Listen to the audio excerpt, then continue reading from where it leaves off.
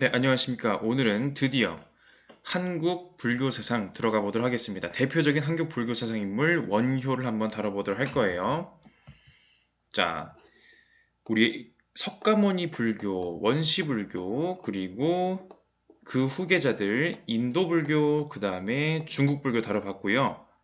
여기까지가 하나의 단원으로 이제 편성이 돼 있었잖아요. 그 다음 중단원으로서 분쟁과 화합이라고 하는 이름이 붙었습니다. 한국 불교는요, 분쟁에 대해서 화합을 하는 점을 특징으로 가지고 있다는 점을 가지고 가시면 이후의 내용을 이해하는 것이 아주 편할 것입니다. 자, 여러분 혹시 누군가랑 다툼이나 싸움이나 분쟁이 있었을 때 혹은 사소하게 의견 차이라도 있었을 때 어떤 방법으로 해결하고자 하시나요? 물론 해결 안 하고서 그냥 피하는 것도 하나의 방법이기도 합니다. 경우에 따라서는 그게 좋은 전략일 수도 있어요. 그런데 정말 해결을 해야 할 때, 그럴 때 어떻게 하십니까? 뭐 어떻게 말로 하시는지 아니면은 어떤 식으로 감정을 풀어주는지 그런 점을 한번 떠올려 보시면 좋을 것 같고요. 이런 식의 문제 해결 오늘 불교 보면서 한국 불교에서 한번 찾아보도록 하겠습니다. 자, 불교가 우리나라로 들어오는 데에는 이제 경로가 있었죠. 언제였다? 삼국시대에 본격적으로 수용이 되었다. 고구려 백제 신라 삼국 중앙 집권적인 고대 국가 체계를 만드는 과정에서 체제 정비와 민심 안정을 위해서 불교를 도입한 거예요. 자, 물론 불교의 원래 이제 목적은 이제 문명에서 벗어나서 연기와 삼법인 사성제 진리를 알고 해탈하고 열반을 이루고 이런 거잖아요. 기본적으로 국왕이 통치하는 군주 국가에서 불교가 공식적으로 받아들여지는 것은 무엇을 위해서였다? 왕실을 위해서 체제 정비, 민심 안정, 통치를 더 잘하게끔 만들어주기 위해서 불교가 수용된 측면이 있었던 거죠. 왕실 중심의 불교였다라고 볼 수가 있겠습니다. 자, 여러분, 고대 국가는요, 처음에 작은 부족으로 시작을 해서 점점 옆에 있는 부족들을 병합하고 연합하는 과정에서 국가가 점점 커지는 거잖아요. 우리 집안과 저쪽 귀족 집안이 물론 국왕은 나지만 저쪽 귀족 지방, 또 다른 귀족의 지방, 또 다른 귀족이 다스리는 이런 곳들이 서로 믿음의 체계가 달라요. 서로 믿고 있는 신이 다릅니다. 신앙이 다르면 나라의 힘을 하나로 모으기가 쉽지가 않겠죠. 국가가 강한 힘을 내기 위해선 마음부터 통합할 필요가 있다. 그래서 자, 우리 왕이 믿는 우리 신앙으로 합시다. 이게 아니라 아예 새로운 선진 문물로서 불교를 수용해서 불교를 통해서 이제 통합을 하자. 이런 입장이 되겠네요. 그죠? 자, 그러다가 이후에 이제 이론이 정립이 되고 불교의 대중화가 이제 일어나게 될 텐데 그 얘기는 더 뒤에 가보도록 할 거예요. 자, 삼국시대 유물 금동 미륵 반가 사유상 금동으로 만든 미륵 미륵불 상이고요. 반가 자, 반쪽 가부좌를 틀고서 사유하는 상이다. 자, 반가 사유. 그러니까 반쪽으로 가부좌를 틀면서 어떻게 하면 중생을 구제할까라는 것을 이제 생각하는 그런 장면이 되겠네요. 자, 삼국시대부터 불교가 있었다는 점 알 수가 있겠고요. 자, 고구려는 이제 소수리망 때 이제 왕실불교로서 받아들여졌고 백제는 침류왕 때 372년, 385년 이런 식으로 이제 알 수가 있겠고요.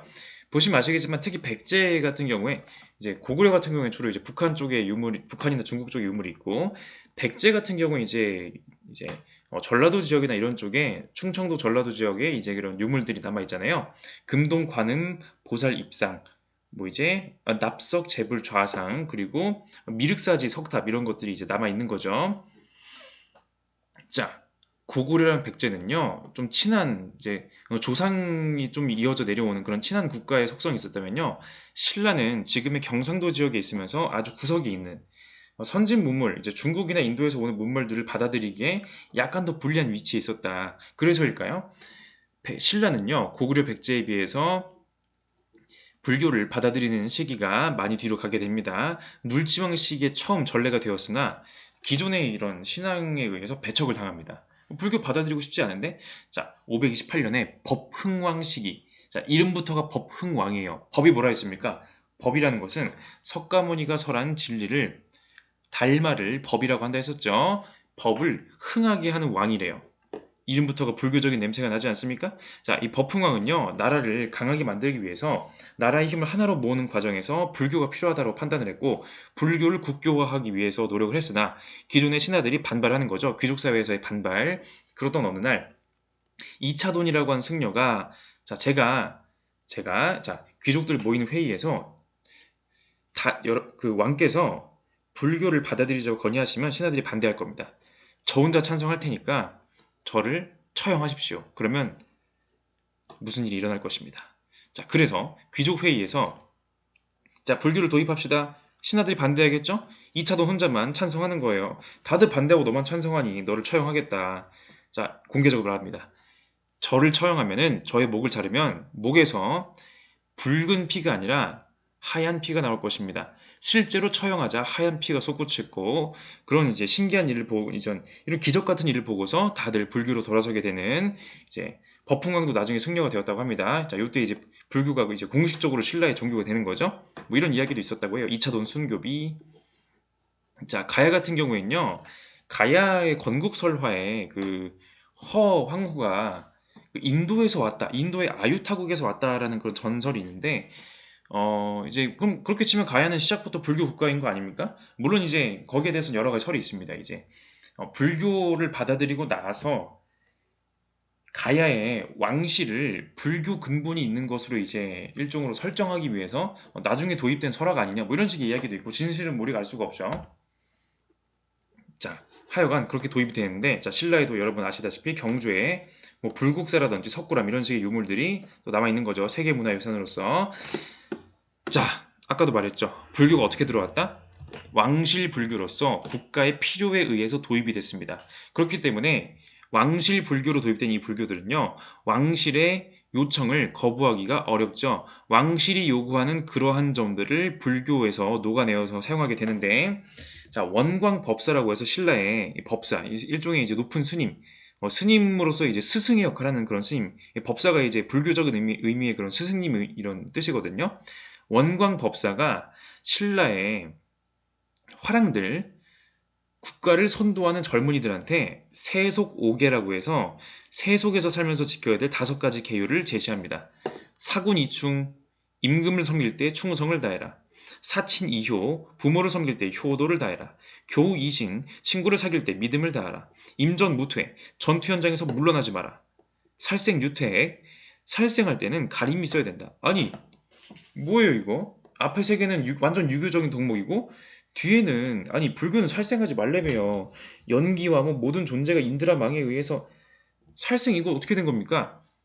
불교가 전래되고 받아들여지는 과정에서 왕실 불교화되는 모습이 이런 식으로도 나타난다는 점을 알 수가 있겠네요. 그죠? 그래서 자, 석가모니로부터 시작한 불교, 인도 불교, 중국 불교, 이 중국 불교가 고구려 백제 신라 가야에 받아들여지게 되고요. 주로 이제 교종의 모습들이 이제 많이 들어오게 된다는 점 알 수가 있겠네요. 자, 그래서 오늘 시간에는 이제 고구려 백제 신라 가야 그리고 이후에 신라에 의해서 고구려 백제가 멸망하고 고구려의 후예들이 또 발해를 만들잖아요. 이 남북국 시대 자, 신라 시대, 남북국 시대, 자, 요 시대에 해당하는 원효에 대해서 한번 다뤄보도록 하겠습니다. 물론 이제 원효의 시대는 이제 신라에 의해서 그 고구려나 백제가 망하기 직전 시대가 되겠죠. 자, 원효랑 친구가 있어요. 바로 의상이 되겠습니다. 의상은요, 661년 당나라 유학을 가게 되는데요. 유학하고 나서 귀국해서 화엄종을 일으킨다. 즉, 중국의 여러 교종 종파들 중에 천태종, 화엄종, 법상종 이런 것도 있었잖아요. 화엄종을 일으키게 됩니다. 일중일체 하나의 존재 안에 우주 삼라만상이 들어있다. 하찮은 존재라고 할지라도 그 안에 우주가 들어있어요. 일직일체 그 하나가 곧 우주 삼라만상이다. 나도 우주 삼라만상, 너도 우주 삼라만상, 모두가 우주 삼라만상, 모든 것이 상호 연관되어 있죠. 자, 의상은 이렇게 신라에서 출발해서 당나라로 가서 화엄종을 수입해 오는데, 자, 원효도 의상하고 같이 당나라 가려고 했거든요. 당시는 당나라가 중국의 이제 주도적인 국가였고 최첨단을 달리는 그런 이제 굉장히 강력한 국가 아닙니까? 그 국가에서 불교를 배워오려고 이제 갔는데, 자, 원효는요 가다 말아요. 의상은 갔다 오는데 원효는 가다 맙니다. 왜? 무덤에서의 어떤 사건이 있었기 때문에. 자, 우리가 이걸 흔히 해골물 일화라고도 알고 있는데 그 무덤에서의 일화로 이제 기록상으로는 좀 더 보편적으로 남아있다고 하네요. 우리가 흔히 알고 있는 해골물이라는 그거죠. 이제 친구인 의상하고 이제 밤에 자는데 자다가 너무 목말라서 잠에서 깨요. 그래서 아 여기 뭔가가 물이 담겨 있네. 벌컥벌컥 마시고 시원하다. 다시 잡니다. 일어나고 보니까 그 물 뭐였다? 해골에 담겨 있었던 해골물이었다. 이거 토할 것 같아. 어떻게 저런 물을 마셨지? 역겨워요. 뭐야? 내가 그때는 목이 말랐을 때는 정말 맛있다고 시원하다고 마셨는데 해골물인 걸 알고 나니까 역겹네. 물 그대로 있고요. 나도 그대로 있고요. 바뀐 건 뭐밖에 없다? 내 마음밖에 없었다. 일체유심조를 말해주는 일화가 되겠네요. 유식불교에서 말하는 일체유심조. 모든 것은 무엇이다? 시계전변. 모든 것은 이 마음이 만들어내는 것이다. 자, 무덤에서의 원래 일화는 이런 겁니다. 사실 구조는 똑같아요. 자, 자, 무덤인지 몰라. 자는데 되게 편안하게 잘 잤어요. 일어나고 보니까, 알고 보니까 무덤이었던 거죠. 아, 내가 무덤에서 잤다고? 다시 날씨가 안 좋아가지고 여기서 또 자야 되는데 불편해서 못 자겠는 겁니다. 무덤도 그대로고 나도 그대로인데 바뀐 건 뭐밖에 없다? 내 마음밖에 없다. 사실상 똑같은 이야기죠. 그래서 자 원효는 이제 그 중광불교의 그런 요소와 유식불교의 요소를 자신의 사상을 통해서 통합하고자 했던 모습을 보여주고 있는데요. 자, 우리가 지난번에 봤다시피 중광불교는 뭐였다? 세상은 공하다. 비유이자 비무이다. 비유, 비무, 가유다. 극단을 배제하는 중도의 수행. 자, 이렇게 얘기했었죠. 공이라고 하는 진리를 가지고서 우리가 나아가자. 유식불교는 뭐였다? 일체유심조. 자, 우리 인식은 5식, 6식, 7식, 8식 인식에 의해서 인식의 전변에 의해서 인식이 만들어낸 허상이다. 나에 대한 집착, 대상에 대한 집착을 버리고 모든 것은 단지 허상일 뿐이다. 인식이 만들어낸 다만 인식의 인식, 인식 중의 인식, 잠재의식인 제8식만큼은 생로병사의 윤회를 거치면서 이제 업의 창고로서 쭉 가는 것이다. 이런 식으로 얘기했었죠. 저 그런 기억이 날 것이에요. 자, 그래서 원효는 두 가지 중관불교의 사상과 유식불교의 사상을 통합을 합니다. 일심이문이라는 입장을 통해서 통합을 하는데요. 자, 일심이문 일단 설명을 한번 쭉 들어봅시다. 일심 하나의 마음에 이문 두 개의 문이 있다. 인간의 마음은 하나인데요. 그 마음에 두 가지 측면이 있다는 점이 바로 일심이문의 사상이 되겠습니다. 일심 하나의 마음엔 어떤 문이 있다? 첫 번째 심진여문, 두 번째 심생멸문. 진여라는 것은요 참된 같음, 분별과 대립이 없는 청정한 마음의 상태. 이게 인간의 마음이에요. 이게 인간의 본래 마음이에요. 무한하고 절대적인 마음, 변화하지 않은 진리 그 자체. 불성의 마음이죠. 이건 일종의 부처의 마음이죠. 동시에 인간에게는요 또 다른 마음의 측면이 있어요. 생멸문, 생로병사, 생성소멸 그런 마음인 거죠. 분별과 대립을 하는 때 묻은 마음. 자, 이 재행무상한 이 실상에서 우리는 재행무상을 모르고요. 눈에 보이는 것들에 집착을 해요. 귀에 들리는 것들에 얽매여 있어요. 그런데 그것은 무엇이다? 그걸 가지고 분별을 하고 나누고 구별하는 건 무엇이다? 때 묻은 마음이다. 인연에 따라서 인연 생기에 따라 연기에 의해 세계 속에 등장하는 잠시 있었다가 사라지고 말 그런 마음이거든요. 연기에 따라 변화한 실상. 근데 생각해 보세요. 위에 것만 인간의 마음이고 밑에 건 아닙니까? 밑에 것만 인간의 마음이고 위에 건 아닙니까? 아니요. 두 마음은 별개가 아닙니다. 사실상 근원적으로 하나의 마음의 일심의 두 가지 측면일 뿐이에요. 자, 심진여문. 자성청정한 그 마음 그 자체. 뭐다? 일체가 공임을 직관하는 바로 그런 마음이죠. 중관사상이 주목하는 마음이 되겠네요. 자, 심생멸문. 일체의 차별적인 현상을 바라보는 마음. 유식사상이 밝혀내는 그런 마음이 되겠죠. 자, 중관불교와 유식불교는요. 서로 다른 얘기를 하는 것 같지만 원효가 보기엔 무엇이다? 다 일심, 하나의 마음의 다른 측면을 말하는 것일 뿐이다. 그러므로 중관불교가 맞다, 유식불교가 맞다. 이걸 가지고 대립하고 싸우고 분쟁할 일이 아니다. 각자가 주장하는 바를 인정해주고 이것이 큰 진리에서 통합되는 것임을 바라보아야 된다. 이런 게 바로 원효의 기본적인 입장입니다. 물론 여러분이 심진여문, 심생멸문의 내용을 아주 상세하게 이해할 필요까지는 없을 수도 있어요. 단지 수능을 생각한다면은. 그러나 이런 심생멸문과 심진여문의 이 두 측면이 있다는 점을 아시고 이것이 어떤 것과 연결이 되어 있고 제일 중요한 거, 이 얘기를 왜 했다? 다 일심이다. 다 일심으로 통합된다. 각각의 모습이 우리가 그런 모습을 인정하는 가운데 큰 틀에선 일심이기 때문에 싸우지 말자. 싸울 게 아니라 서로 인정해주자. 그 모습을 인정해주자. 이게 바로 본격적인 취지가 되겠죠? 자, 원효. 자, 특정한 경전을 중심으로 뭐 화엄경, 법화경, 유마경, 아함경, 자, 법구경 이런 식의 특정 경전을 강조하는 게 아니라 여러 경전들이 하는 말 다 뭐다? 전부 다 석가모니의 진리를 표현하는 거다. 어떻게 구분하냐 그런 거를. 일심. 서로 다른 이론들은요. 하나의 마음, 그 일심의 진리를 다른 시각에서 본 거예요. 천태종이 하는 말도 맞고요. 화엄종이 하는 말도 맞고요. 법상종이 무슨 종이 하는 말이든지 간에 다 하나의 진리를 다르게 표현하는 거다. 모든 경계가 무한하지만 다 일심 안에 들어가는 것이다. 부처님의 지혜는 모양을 떠나 마음의 원천으로 돌아가고 지혜와 일심은 완전히 같아서 둘이 없는 것이다. 라고 얘기해주고 있네요. 어젯밤 잠자리는 흙구덩이라 생각하여 또한 편안하였는데 자, 오늘 밤 잠자리는 무덤 속에 의탁하니 매우 뒤숭숭하구나.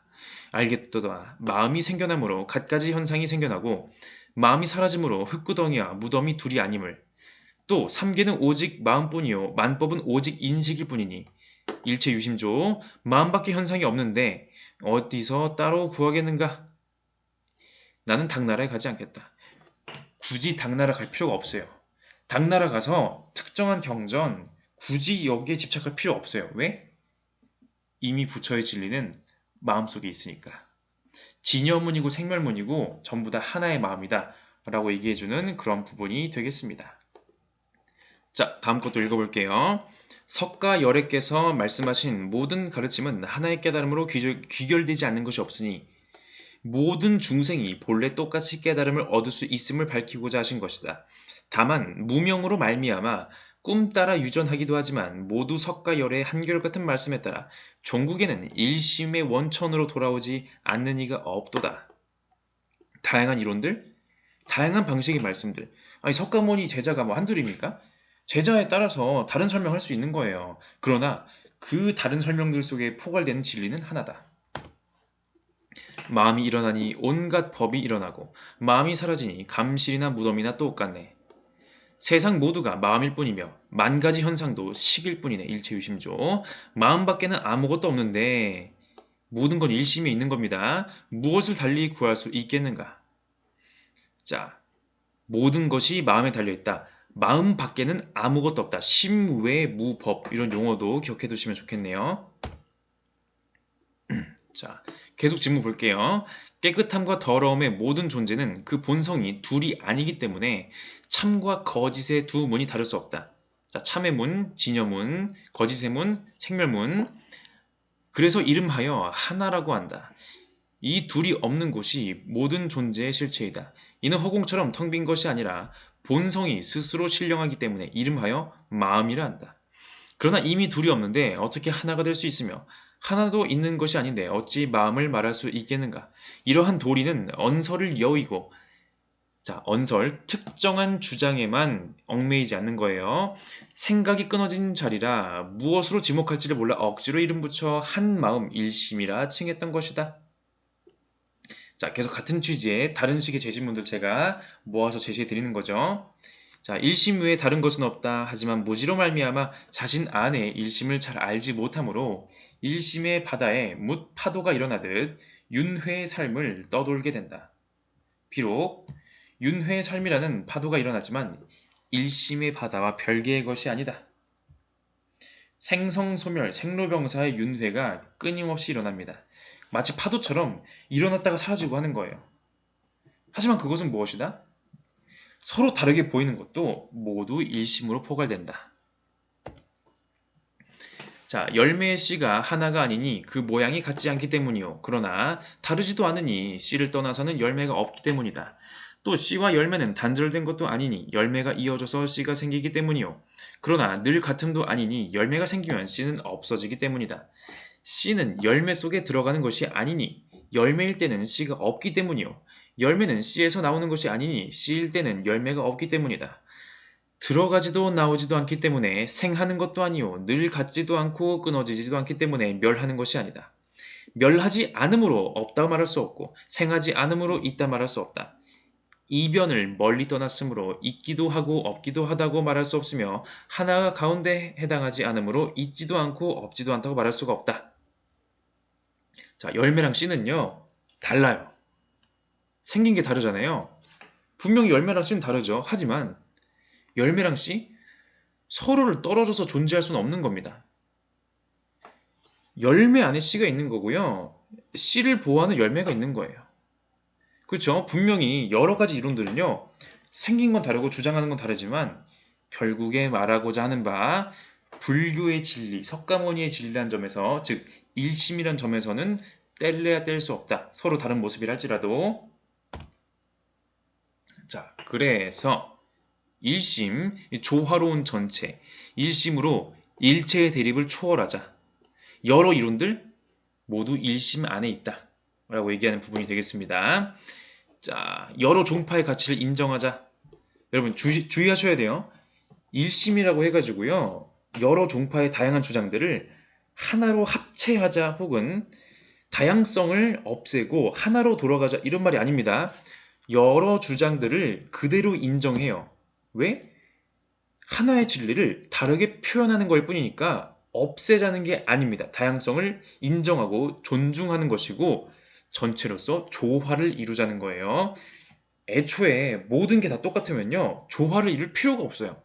다르니까 조화를 깨하는 거예요. 다르지만 조화가 가능한 이유는 진리 안에서 하나이기 때문에. 그래서 청색과 남색이 다르지만 그 바탕으로 보아서는 같으며 얼음과 물은 형태로 보아 다르지만 그 근원은 동일한 것이다 라고 말해주고 있네요. 자, 청색과 남색 달라 보이지만 근본은 같다. 물과 얼음 마찬가지. 달라 보이지만 근원은 같다. 이건 좀 다른 얘기인데 청색과 남색 혹시 지문 혹시 옛날에 본 거 기억 안 나십니까? 그 순자 얘기할 때 쪽빛에서 파란색 물감이 나오지만 파란색 물감이 쪽빛보다 더 푸르다. 청출어람 이야기 아시죠? 거기도 청색과 남색이 나오긴 하네요. 물론 여기서 말하는 청색과 남색과 거기서 말하는 청색과 남색은 말하고자 하는 그런 배경이 매우 다르지만 자, 어쨌든 뭐다. 다투지 말자. 여러 경전의 부분적 이해를 통합하여 온갖 흐름을 한 맛으로 돌아가게 하고 부처의 뜻에 지극히 바른 뜻을 열어 여러 학파의 다양한 주장을 화해시킨다. 조화롭게 모이게 한다는 거예요. 그죠? 다 하나의 맛이다. 그런 거죠. 식재료가 여러 가지가 있지만은 양파, 마늘, 당근 뭐 여러 가지가 있지만은 하나의 요리로서 한 맛으로 조화가 되는 것입니다. 마치 카레와 같다고나 할까? 제가 카레를 또 좋아하죠. 자, 어쨌든 자, 모든 종파 사상을 분리하여 고집하지 말고 보다 높은 차원, 무슨 차원? 일심의 차원에서 하나로 종합하자. 원융회통 사상. 그래서 싸우지 말자. 화쟁 사상. 불교 이론과 종파를 통합하는 근간. 서로가 다른 말, 열반종, 계율종, 화엄종, 법성종, 법상종 다양한 주장 말하지만은 다 하나로 통합이 가능하다. 각자의 주장을 인정하면서 통합하는 거죠. 자, 원효 이후로요. 원효 이후의 한국 불교의 주요 사상들은 이런 특징이 있습니다. 원효를 존경해서 원융회통, 화쟁 이걸 이어받아서 종파끼리 싸우지 말고 하나로 종합하자. 이런 식의 흐름이 앞으로도 계속 나올 거예요. 자기 이론에 집착하는 것도요. 고통으로 가는 길인 겁니다. 내 이론에만 집착하지 말고 다양한 이론을 포용할 줄 아는 그런 마음. 자, 불도는 넓고 탕탕하여 걸림이 없고 자 무외한 거죠. 무외. 이거 이따가 또 볼 거예요. 장애물이 없어요. 이론에는 범주가 없다. 영원히 의지하는 바가 없기에 타당하지 않음이 없다. 이 때문에 일체 다른 교의가 모두 다 불교의 뜻이요. 백가의 설이 옳지 않음이 없으며 팔만의 법문이 모두 이치에 들어간다. 그런데 자기가 조금 들은 바 좁은 견해만을 내세워 그 견해에 동조하면 옳다고 하고 좋다고 하고 그 견해에 반대하면 잘못이라고 하는 사람들이 있다. 마치 요 조그만 갈대구멍으로 하늘을 보는 사람이 갈대구멍으로 하늘을 보지 않는 사람은 모두 하늘을 보지 못한 자라고 하는 것과도 같다. 조그만 구멍으로 보면서 이걸로 보는 것만 하늘이래요. 과연 그걸로만 보는 게 하늘일까요? 이런 것을 일컬어 식견이 적은데도 많다고 믿어서 식견이 많은 사람을 도리어 헐뜯는 어리석음이라고 한다. 이거야말로 무명이자 집착이다. 자기 이론에 집착하면 안 된다라는 거죠. 자, 방금 보았던 무에 이어가 보도록 하겠습니다. 꼭 내 이론의 방법만, 내 종파의 방법만이 옳은 게 아니에요. 그러므로 걸림이 없다. 무에 내 종파 이외의 다른 방법들도 석가모니의 진리에 도달하는 방법이 될 수가 있는 거예요. 장애물이 없다. 무해란 단어도 기억해 두시고요. 자, 그래서 꼭 경전을 읽는 것만이 아니더라도 불경을 몰라도 연부를 외우면 극락에 갈 수 있다라고 대중들에게 설파를 하는 거죠. 실천과 수행에 일정한 형식이나 방법이 없기 때문에 자, 무해행, 특정한 형식에서 벗어난 수행, 무해가, 특정한 형식에서 벗어난 노래, 노래로도요 불교의 진리를 전할 수 있어요. 오늘날로 치면 힙합으로도 할 수 있고요, 락으로도 할 수 있는 거예요. 클래식 음악을 연주하면서 불교의 설법을 할 수 있는 거예요. 무의 특정 형식에서 벗어난 춤으로도 가능할 수 있다. 다 가능한 겁니다. 심지어 불경 몰라도 연불만, 나무 아미타불만 하면 된대요. 물론 여러분 아시죠? 이거 정토종의 요소입니다. 극락왕생, 해탈하는 건 아니지만 그래도 대중들은요 이런 게 필요해요. 자, 당시 신라 아시죠? 골품제 사회였잖아요. 자, 성골, 진골, 뭐 육두품 이런 식으로 엄격하게 나누어진 신분제 사회였습니다. 물론 뭐 신분제 사회는 뭐 고대에 아주 흔한 일이었긴 했지만은 어쨌든 엄격한 신분제 사회, 무지렁이 백성들, 배우는 게 없는 백성들도요 불교의 내용을 전파해주고 불교를 대중화하는데 크게 기여했다. 기존에는 왕실불교, 왕실의 비호를 받아서 글을 읽을 수 있는 사람만 접근할 수 있는, 왕실 주변에 있는 사람들만 설법을 들을 수 있는 그런 불교에서 대중들의 불교로 넘어갑니다. 자, 저는 글을 몰라 불경도 못 읽습니다. 글을 몰라도 연불만 외우면 극락에 갈 수 있습니다.